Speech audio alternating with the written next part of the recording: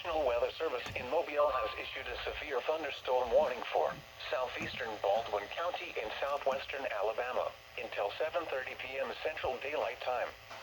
At 6:40 p.m. Central Daylight Time, a severe thunderstorm was located 10 miles east of Robertsdale, moving southwest at 5 miles per hour. Hazard, 60 miles per hour wind gusts and quarter-size hail. Source, radar indicated. Impact, hail damage to vehicles is expected. Expect wind damage to roofs, siding, and trees. Locations impacted include Robertsdale, Silver Hill, and Alberta.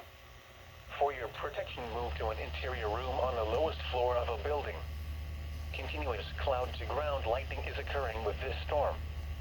Move indoors immediately. Lightning is one of nature's leading killers.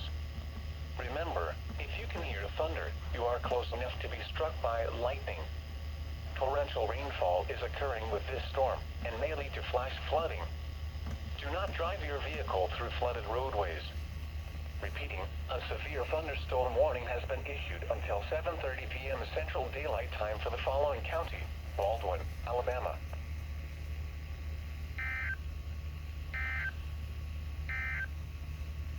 This is NOAA Weather Radio Station.